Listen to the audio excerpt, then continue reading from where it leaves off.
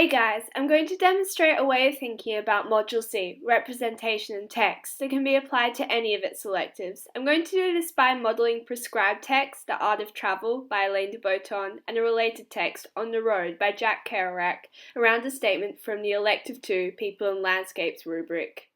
The most important thing in studying the art of travel is to remember that we are not studying the art of travel as such. We are, in the words of Nessa, exploring and evaluating various representations of people and landscapes in their prescribed texts and other related texts of their own choosing. Think about it as a tree. Our module is the trunk, the electives are the branches, and our texts, both prescribed and related, are the leaves. We are examining the leaves under a microscope to learn about the organism as a whole. In this case, we are studying the art of travel and on the road in order to understand how our authors have represented the relationship between people and landscapes. Let's deconstruct our chosen rubric statement, like you would if it was an essay question in an exam.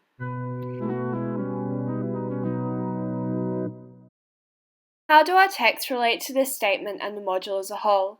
The Art of Travel is a non-fiction, multimodal text with a common theme of examining the significance of travel upon our lives, travel being, of course, already inextricably linked with landscape. De Botton begins each chapter with a personal anecdote from his own travels, before segueing into the experiences of the various philosophers, artists, poets, and other significant figures he employs as guides to illuminate the paramount philosophical idea he wants to convey. Even in this, we can see two ways de Botton represents people's experiences to convey a deeper meaning. Take, for example, the second section of the text, on travelling places, which deals with the importance of the physical process of journeying to who we are as people.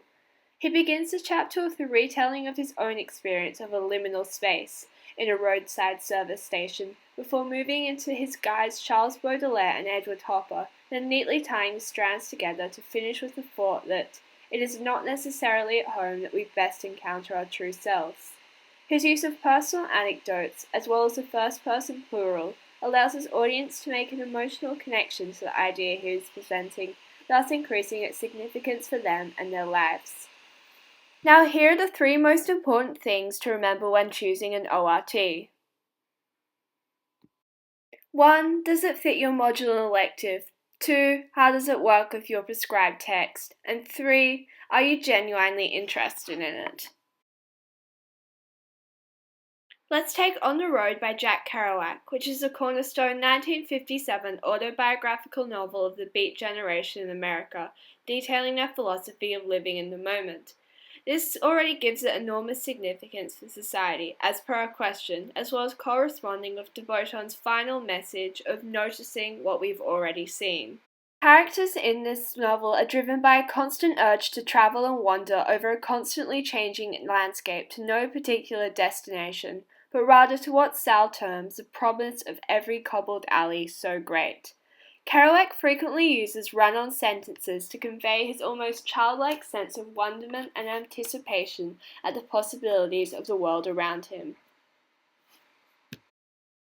Of course, we can see the link with de Botton's thoughts on travelling places, as it is not the destination that possesses the most meaning for Kerouac's characters, but the process of travelling across the land with battered suitcases, which gives them their freedom and identity.